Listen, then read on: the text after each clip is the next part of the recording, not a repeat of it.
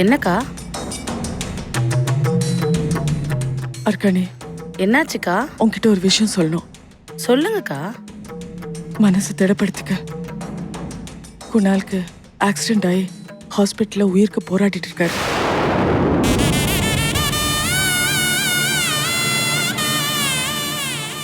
Doctor எல்லாரும் நம்பிக்கை இல்லாம தான் பேசுறாங்க. அதனால எல்லாரும் போய் கண்டிப்பா பார்த்துட்டு வரணும். இல்லக்கா, எனக்கு அவரை பார்க்க பிடிக்கவே இல்லை.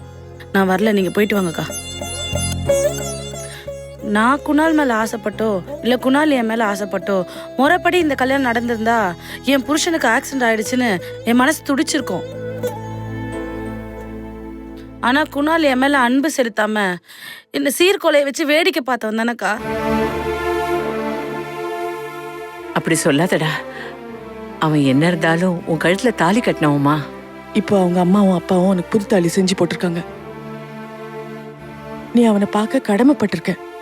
ஏங்கா, நீங்க மிரட்டி தானக்கா என் கழுத்துல தாலி கட்ட வச்சிங்க. அவனா ஒன்னும் விருப்பப்பட்டு என் கழுத்துல தாலி கட்டலையே. அவன் என்னை சித்திரவாதம் பண்ணவன். என்கிட்ட மிருகம் மாதிரி நடந்துக்கிட்டான்க்கா. அப்படிப்பட்டவனை ஒரு நாளும் என் மனசுல புருஷனை ஏத்துக்க முடியாதுக்கா. அவனுக்காக நான் வேதனைப்படவும் முடியாது. அர்க்கானி, நீ சொல்றது எல்லாமே உண்மைதான், நாங்க மறுக்கல. ஆனா ஆக்சிடென்ட் ஆவறதுக்கு முன்னால அவன் தான் செஞ்ச தப்பெல்லாம் உணர்ந்துட்டாமா. அதுக்கு பிராயச்சித்தம் பார்த்தேன், தினக்கூலி வேலை செஞ்சிருக்கிறேன். அவன் என்ன வேலை செஞ்சாலும் திருந்திட்டான்னு நீங்க சொன்னாலும் நான் நம்ப மாட்டேன் மாமா. இல்லம்மா, குணால் உன்னைய பார்க்க வந்தப்ப அவன் கண்ணத்துல அரைஞ்சி உன் கழுத்துல அவன் கட்டின தாலியை தூக்கி எரிஞ்சியம்மா. அவங்க அம்மா அப்பா வந்தப்போ அவங்கள வாய்க்கு வந்தபடி பேசி திட்டி அனுப்பிட்டேன். அவன் குழந்தைய சுமக்க மாட்டேன்னு ஆஸ்பத்திரி வரைக்கும் போனேன். அதுக்கப்புறம் கொஞ்சம் கொஞ்சமா உன் மனசு இறங்கி அந்த சிசுவை அழிக்காம வளர்க்க ஆரம்பிச்சேன். அவங்க அப்பா அம்மா கொண்டு வந்த புது தாலிய கழுத்துல போட்டுக்கிட்டேன். அவங்க கொண்டு வந்த 5 சோறை நீ சாப்பிட்ட. அதே மாதிரி நீ கொஞ்சம் உன் மனச மாத்திக்கிட்டு குணால வெறுக்காம வந்து பார்க்கணுமா. அர்க்கானி, ஆமா, அத்தை சொல்றதுல ஓரளவு உண்மை இருக்கதான் செய்யுது. இது வரைக்கும் உன் முடிவுல நான் எப்பவுமே குறுக்க நின்னதில்ல. ஒரு அக்காவா ஒரு சில விஷயங்களை சொல்ல கடமைப்பட்டிருக்கேன். நானே குணால கண்டுபிடிச்சு கடுமையான தண்டனை கொடுத்திருக்கேன். அவன் பெயில்ல வெளில வந்துட்டு அப்புறம் தலைமறைவாயிட்டான். அப்புறம் நான் எங்க தேடியும் கிடைக்கல. நான் கூட அவன் ஏதாவது சமூக விரோத செயல்ல ஈடுபட்டிருப்பானோன்னு சந்தேகப்பட்டேன். கைது கூட பண்ண சொல்லியிருந்தேன்.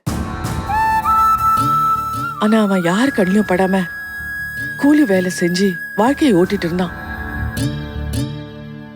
டாக்டருங்கிற புனிதமான தொழிலை கலங்கப்படுத்திட்டோமேன்னு வேதனைப்பட்டிருக்கான்.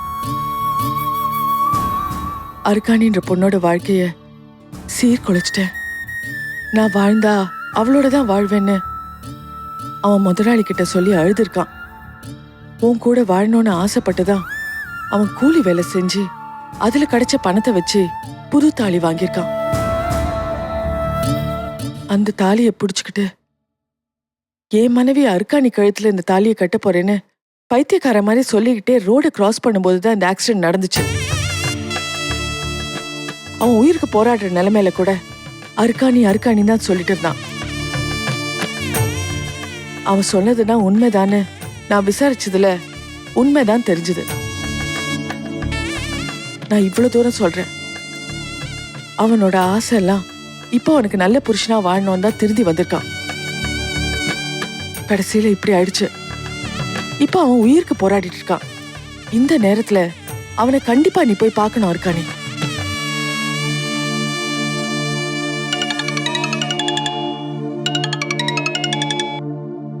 ஹலோ டாக்டர், சொல்லுங்க டாக்டர். மேடம், குணாலுக்கு கடைசி கட்டம் தாண்டியாச்சு. உயிர் மட்டும்தான் இருக்கு. ரொம்ப சீரியஸா இருக்காரு. எந்த நேரத்துல வேணாலும் அவர் உயிர் போகலாம். நீங்க உடனே கிளம்பி வந்து குணால பாத்துருங்க. நீங்க வந்தீங்கன்னா ஒரு முடிவெடுக்க வசதியா இருக்கும்.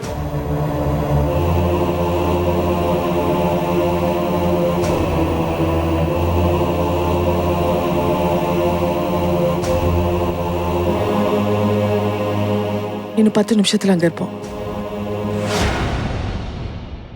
என்ன அர்ச்சனா, டாக்டர் என்ன சொன்னாரு? குணாலுக்கு ரொம்ப சீரியஸா இருக்கான். இன்னும் பிழைக்க வாய்ப்பே இல்லை. உடனே கிளம்பி வாங்கன்னு சொல்றாரு. உன்னை பார்க்க வந்த குணால் தான் உன்னை பார்க்கல. நீயாவது வந்து அவன் முகத்தை பாரு. கிளம்ப இருக்கானி. கிளம்ப இருக்கானி. வா கிளம்பு. வாமா. வா கிளம்பு.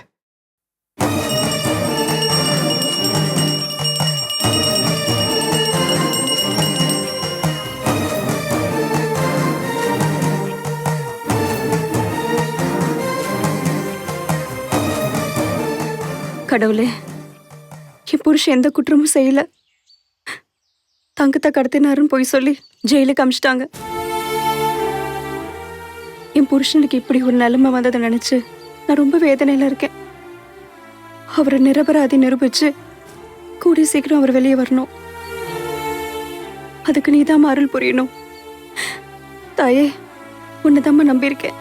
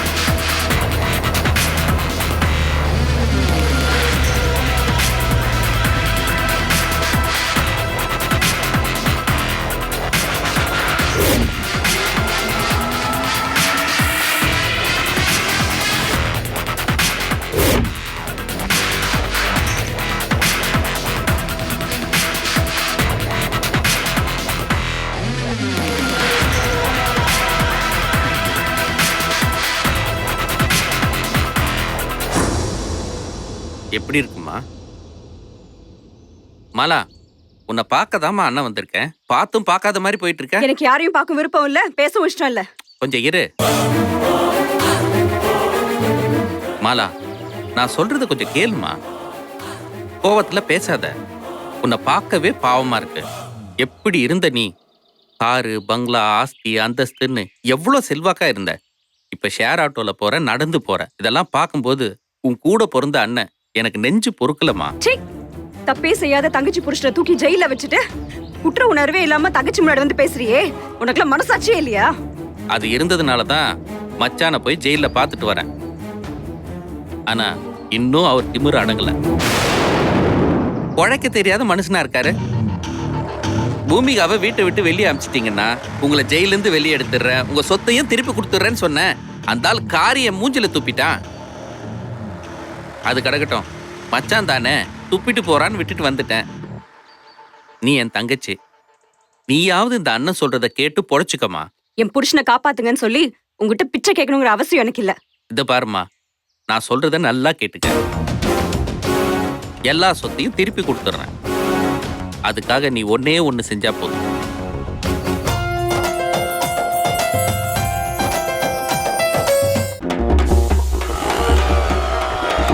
சார், என் காரை நான் விற்கணும். டீடைல்ஸ் எல்லாம் சொல்லுங்க. White colour Fiat car. அது 1989 அது வந்தது சார். அது வந்ததுக்கு அப்புறம் தான் சார் எனக்கு ராசியே. நான் ஏன் தெரியுமா சார் உங்க வண்டியை வாங்கினேன்? OLX நீங்க கொடுத்த டிஸ்கிரிப்ஷன். OLX வந்தாரு, நம்ம டிவிக்கு 18,000 ரூபாய் கொடுத்தாரு. தேங்க்யூப்பா. என்னடா அது? அப்பா போட்டோ எடுக்கிற? அப்பா OLX போட போறியா? அவரு வித்தா யாரு வந்தாங்க? நீ வாங்கிப்பியா? டவுட் தான். பொது நலன் கருதி வெளியிடுவோர் மெட்ராஸ் மீட்டர்.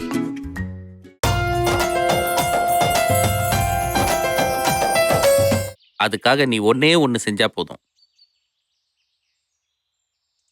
என்ன செய்யணும்? பூமிகாவை வீட்டை விட்டு அனுப்பணும். பூமிகாவுக்கும் நம்ம குடும்பத்துக்கும் ஒட்டு உறவே இருக்கக்கூடாது. வெட்டி வீசு, அது போதும் எனக்கு. முடியாது. பூமிகா இப்ப என் மூத்த மக. அவள மாதிரி ஒரு அபூர்வமான பொண்ணு நான் பார்த்ததே இல்ல. பூமிகா எனக்கு கிடைச்ச பொக்கிஷம். அவளை இழக்க என்னால முடியாது. நான் வேணா உனக்கு ஒரு வாய்ப்பு தரேன். இந்த தங்கச்சி உறவு உனக்கு வேணும்னா நான் சொல்றத நீ கேளு. என்ன சொல்லு? நீ செஞ்ச தப்புக்கு என் புருஷன் காலில் விழுந்து மன்னிப்பு கேளு. இனிமேல் நான் அந்த மாதிரி நடந்துக்க மாட்டேன். அவர்கிட்ட சத்தியம் பண்ணி கொடுத்துட்டு அவரை நீயே வெளியே எடுக்கணும். முடியாது. நீ சொல்ற மாதிரி எல்லாம் என்னால செய்ய முடியாது. நான் சொல்ற மாதிரி தான் நீ நடந்துக்கணும். அது என்னால முடியாது. நீ ஒரு குற்றவாளி. உன் பேச்ச கேட்டு என்னால நடக்க முடியாது. உன்னை தூக்கி வளர்த்த இந்த அண்ணன் உனக்கு முக்கியம் இல்லையா? என் புருஷன் கிட்ட நீ மன்னிப்பு கேட்கலனா உனக்கும் எனக்கும் உள்ள அண்ணன் தங்கச்சி உறவு முடிஞ்சு போச்சு, முறிஞ்சு போச்சு. அப்போ என் மக ஸ்ரேயாவுக்கும் உன் மக ஆனந்துக்கும் கல்யாணம் பேசி வச்சிருந்தமே, அதெல்லாம் நடக்காது. மாலா, நீ பேசுறது சரியில்லை. இந்த அண்ணன் பேச்ச கேட்கல, நீ ரொம்ப கஷ்டத்துக்கு ஆளாயிடுவ. உன் புருஷன் ஜெயில இருக்கிறது மட்டும் இல்ல, உன் மகன் ஆனந்த என் பக்கம் கொண்டு வந்துருவேன். பார்க்கலாம். என் புருஷன் கிட்ட நீ மன்னிப்பு கேட்டே ஆகணும். இல்ல இந்த அண்ணனா இல்ல தங்கச்சிங்கிறத பாத்துடலாம்.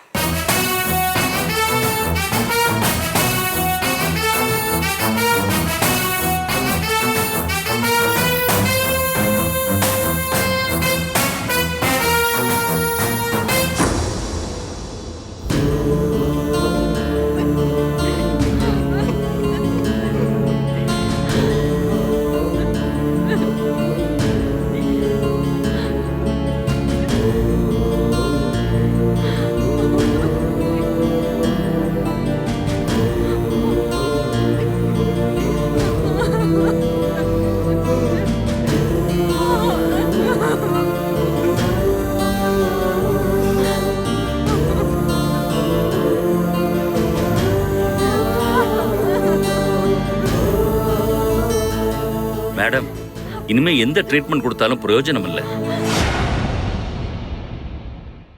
சுருக்கமா சொல்லணும்னா அவர் நிலைமை ரொம்ப சீரியஸா இருக்கு. எந்த நேரத்துல வேணாலும் அவர் உயிர் போறதுக்கு வாய்ப்பு இருக்கு. நீங்க என்ன மேடம் சொல்றீங்க?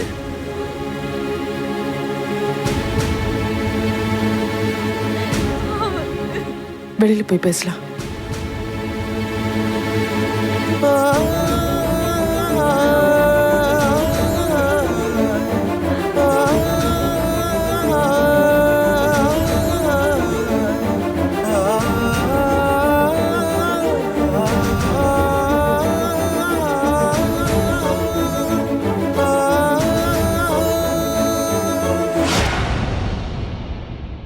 அருக்காணியோட என் பிள்ளைய எப்படியாவது சேர்த்து வச்சு சந்தோஷமா வாழ வச்சு பார்க்கணும்னு ஆசைப்பட்டேன்.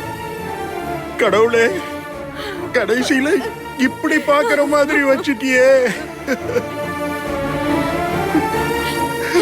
என் மகன் திருந்தி வாழணும்னு ஆசைப்படும் போதா இப்படி நடக்கணும்? என் கையால என் மருமகளுக்கு நேத்து தானே தாலி கட்டினேன். அதுக்குள்ள இந்த மஞ்ச கயத்துக்கு ஆபத்து வந்துடுச்சே.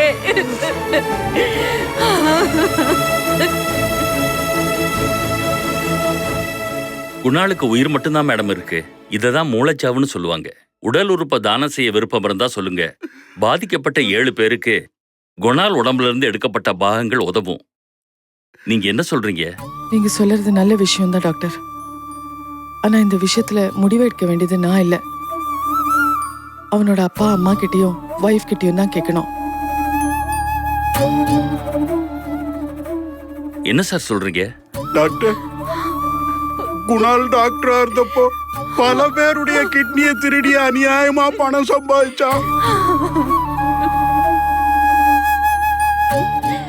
இன்னைக்கு அவன் கிட்னியை தானமா கேக்குறீங்களே டாக்டர்?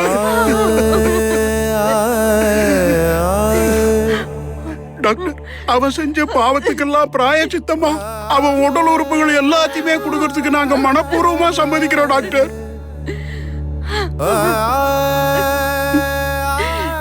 என் பிள்ளையோட கண்களை மத்தவங்களுக்கு கொடுத்து உதவுனா அவங்க மனசார வாழ்த்துவாங்க.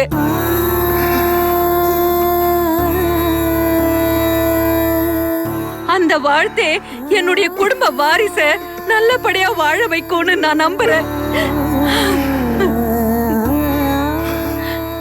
மறுபடி என்ன எழுதணுமோ எழுதி கொடுங்க டாக்டர்.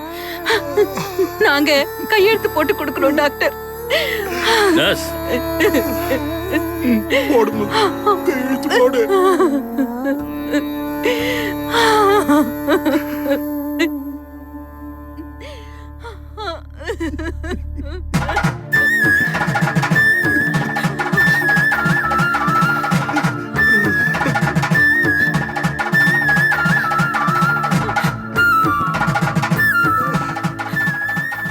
குணாலுடைய அம்மா அப்பா உடல் உறுப்பை தானம் செய்ய சம்மதிச்சு கையெழுத்து போட்டு கொடுத்துட்டாங்க.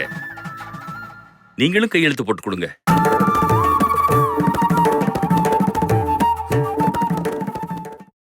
நீங்களும் கையெழுத்து போட்டு கொடுங்க. முடியாது.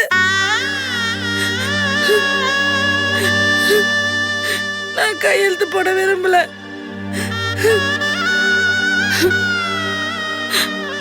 அத்தை, என் வயித்துல வளர்ற இந்த குழந்தைக்கு அப்பான்னு ஒருத்தர் வேணும். அவர் பொழைக்கிறதுக்கு வாய்ப்பே இல்லம்மா. நான் சொல்றபடி கேளு, ஃபார்ம்ல கையெழுத்து போடுமா. அவர் சாக மாட்டார்னு எனக்கு நம்பிக்கை இருக்கு. என்ன கையெழுத்து போட சொல்லி யாரும் கட்டாயப்படுத்தாதீங்க ப்ளீஸ். எனக்கு அவர் பொழைச்சிருவாருன்னு நம்பிக்கை இருக்கு.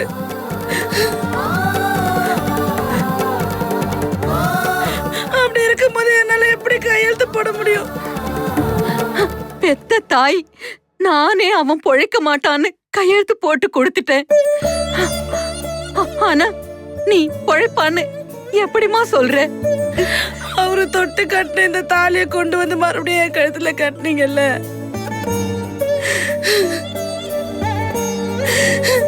இந்த தாலி எப்படி சொல்ல வைக்குது?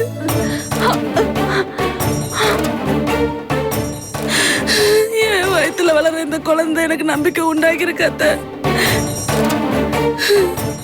மெடிக்கல் ரீதியா குணாலோட உயிர் இன்னும் சில நிமிஷங்கள் தான் இருக்குமா.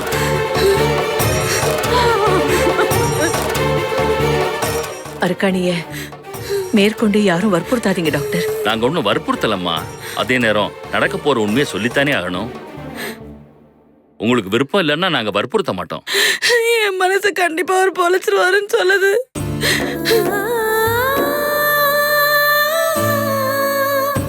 அதனால நான் ஹாஸ்பிட்டலே தங்கிடலான்னு முடிவு பண்ணிட்டேன்.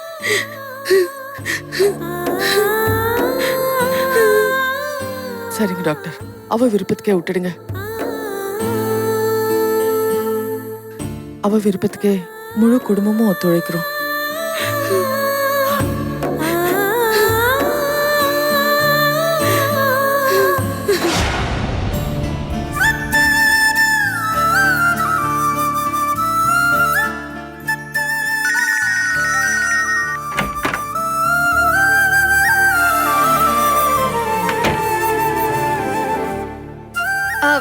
ஸ்ரேயா, ஸ்ரேயா, என்ன இங்க?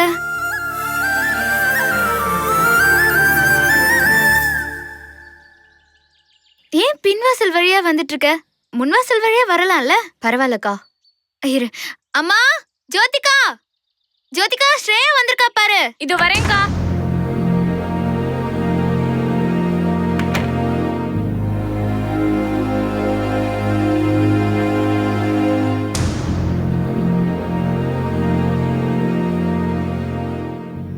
அத்தை, ஏன் அத்தை என்ன பார்த்ததும் முகத்தை திருப்பிட்டு இருக்கீங்க? நான் எப்ப வந்தாலும் வாடிய மருமகளேன்னு பிரியமா கூப்பிடுவீங்க. இப்போ அந்த பிரியம் எங்கத்த போச்சு? உங்க அப்பாவோட சேர்ந்து அதுவும் போயிடுச்சு. அப்படிலாம் சொல்லாதீங்க அத்தை. நீங்களும் அப்பாவும் அண்ணன் தங்கச்சிங்க, எப்படி வேணாலும் சண்டை போட்டுப்பீங்க. அதுக்காக என்ன புறக்கணிச்சிடாதீங்க. எங்க அப்பா செஞ்ச தப்பெல்லாம் கேள்விப்பட்டேன். என் மனசுக்கு ரொம்ப கஷ்டமாயிடுச்சு. உங்க எல்லாரையும் அவர் வேதனைப்படுத்திட்டாருன்னு நினைக்கும் போது என் மனசு ரொம்ப வேதனைப்படுத்த. ஏய், போதுமோ நடிப்பு. ரொம்ப நல்லாவே நடிக்கிற.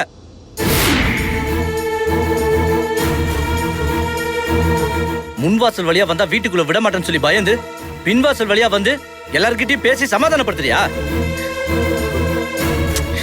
ஏய், இப்ப எதுக்கு நீலி கண்ணீர் விட்டுட்டு இருக்க? இந்த கண்ணீர் எல்லாம் போய் உங்க அப்பாட்ட விடு. முதல்ல இங்க இருந்து போ வெளியா.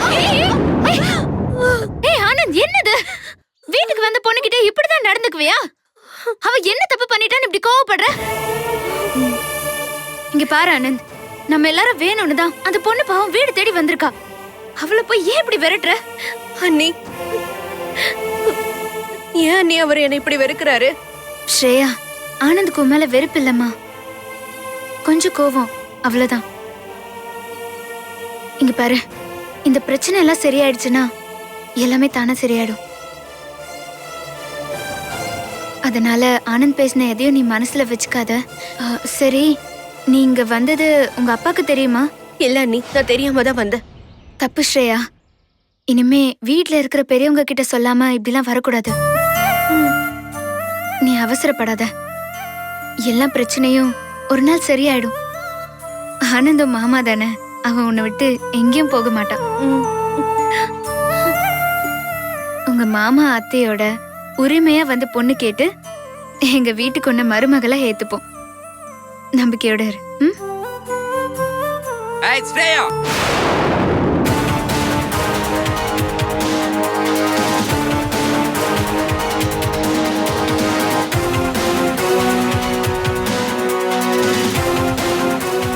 எதுக்கு இங்க வந்த? உன்னை இங்கெல்லாம் வரக்கூடாதுன்னு சொல்லியிருந்தல்ல, அப்புறம் ஏன் இங்க வந்த? அப்பாவை அடிச்சு அவமானப்படுத்தின வீட்டுக்கு வந்து எச்சி காப்பி குடிக்க வந்தியா? ஏ பூமிகா, என்கிட்ட வந்து சவால் விட்டுட்டு என்ன ஜெயிக்க முடியாதுன்னு என் மகளை வச்சு ப்ளே பண்றியா? ஏய் அண்ணே, வாய்க்கு வந்தபடியெல்லாம் பேசாத. உன் உறவே வேணான்னு தான் நாங்க ஒதுங்கி வந்திருக்கோம். ஸ்ரேயா தான் ஏதோ ஆசையில எங்களெல்லாம் பார்க்க வந்திருக்கா. வேணா உன் பொண்ணை கூட்டிட்டு போ. தேவையில்லாதெல்லாம் பேசிட்டு இருக்காத. ஏ ஸ்ரேயா, உன்னை இங்க வர வேணான்னு நான் ஏன் சொன்னேன்னு புரியுதா? உங்க அப்பா புத்தி தெரிஞ்சுதான் அப்படி சொன்னேன். உன்னால கண்டவங்க கிட்ட எல்லாம் பேச்சு வாங்க வேண்டியதா இருக்கு பாரு. ஏ ஆனந்த், என்னடா வாய் ரொம்ப நீளுது? வாயை உடைச்சிருவான், ஜாக்கிரதை. யோ போயா, பெரிய மனுஷனாயா நீ? கூட பிறந்த தங்கச்சியை ஏமாத்தின வந்தானே நீ?